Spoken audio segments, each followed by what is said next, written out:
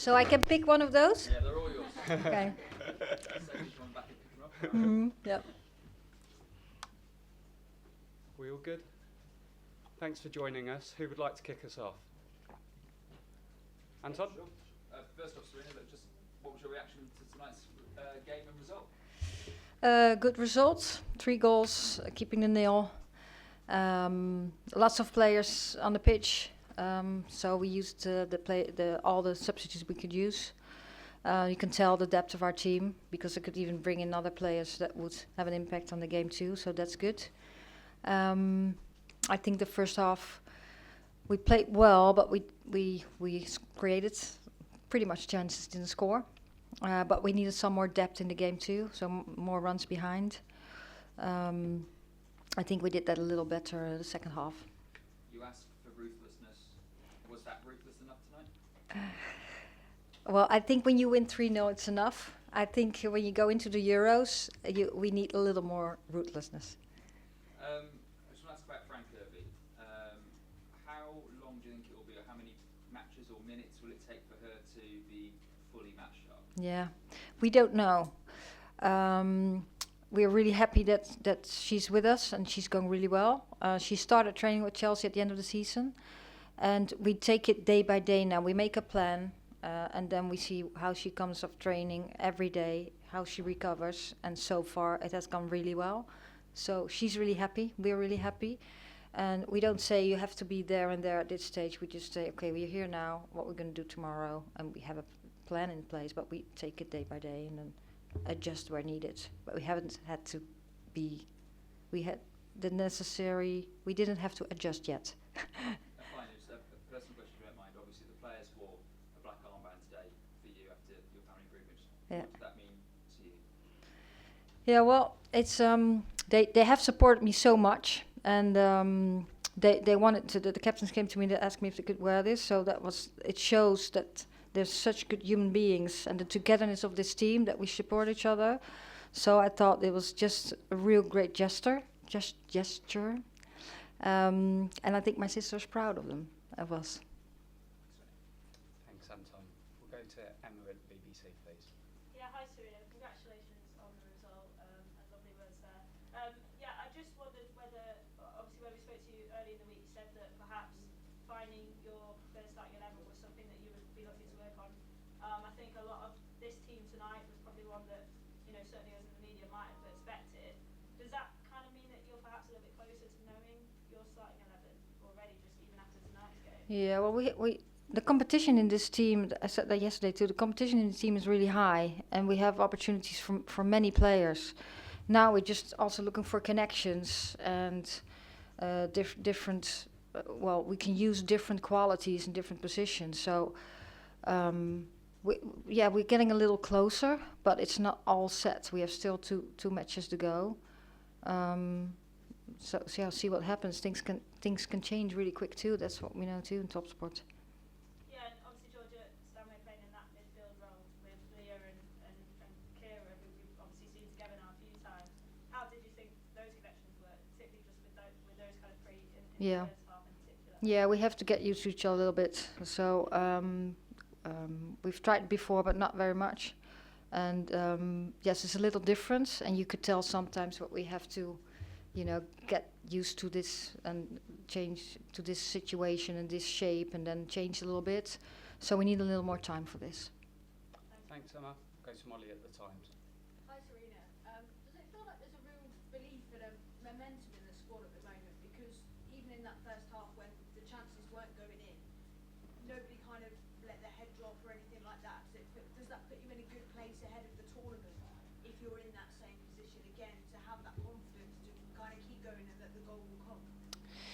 Yeah, I think, we have this plan when we play, and yes, of course we want to score the chances, but as long as you don't concede one, you have time, and we also say that we create the chances, we dominate the game, and then you have to have patience, and the chances we create, there comes a moment that we do score that one. So we want to score it earlier, but we just look at the things, how do we execute things, and it's just in the final third, again, we have to be a little more ruthless. And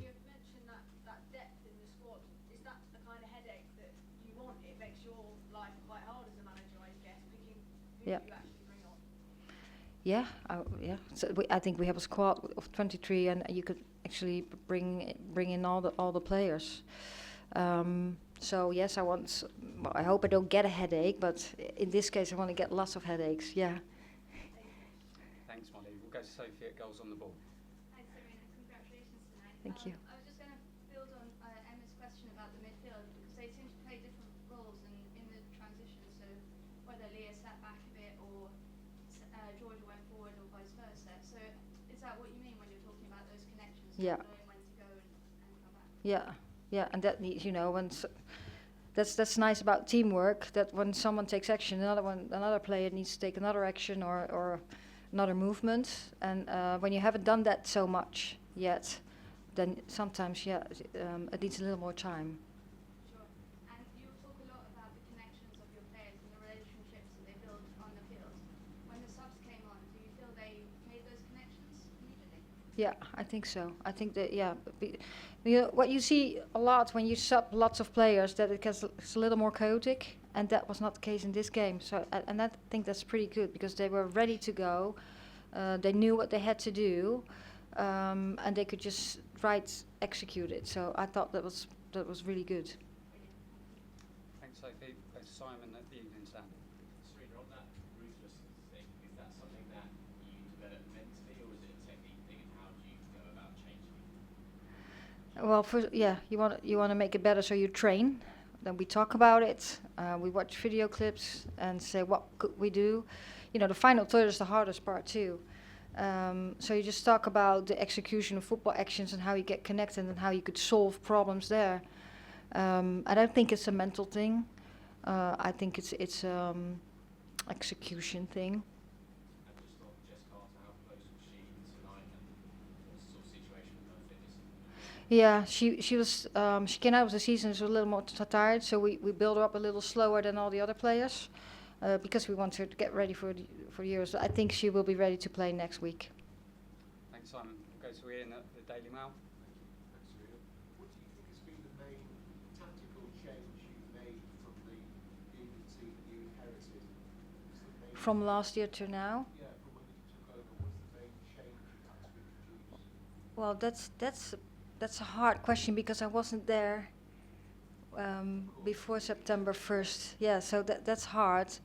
I just when I came in, I just asked the players where they were, and I knew because I'd seen them play before that the level of the team was already really high. We just tried to add some things, get clarity in the style of play, which is not really totally different from what the team was used to, but added the little things. And we have talked a lot about communication, because when you're in a team, you need to communicate at all times and collaborate and doing things together. Thanks, Ian. We'll finish with Sandra at the Sun. Congrats on the win, Sarina.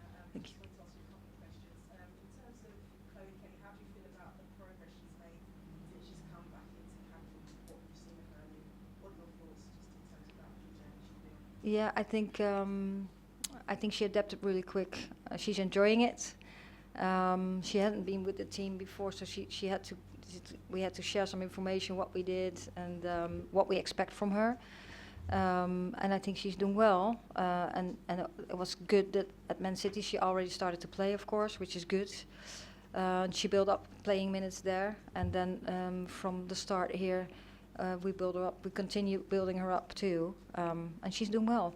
And the competition in the team is just really high, so it's very nice to work with the squad. And then with Netherlands next week, what kind of threat do you think they'll pose to your players in the games of next week? Yeah, well, I'm still in the Belgium game now. I don't know something from the Netherlands at all. I'm just kidding. No, I'm really in the Belgium game now. So we first do Belgium game, and then we get started with the game against the Netherlands next week. Thanks, Sandra. We'll take one final question and then we'll end right at the back. Hi, Sarina. Looking forward, how important is it for the Lionesses to do well and for the Women's Euros to be a success for the development of the women's game in this country? Yeah, I think we can give the development of the game a real boost. I think this whole tournament will. the game is improved so much from 2017 till now. I think there's so many countries that are really good, and the competition is going to be real high. I think we're going to get very competitive games. But yes, we can. We want to do really well, and the longer we stay in the tournament, the more people get involved, I think, and the more fans will get proud on us. You can already tell that all our games are sold out, which is really nice. So yes, we can absolutely have a big impact and being role models for young kids and starting to play even more, or even more young kids start to play football. Thanks for your question. Have a good weekend, and we'll see you next week. Thank you. See you next week.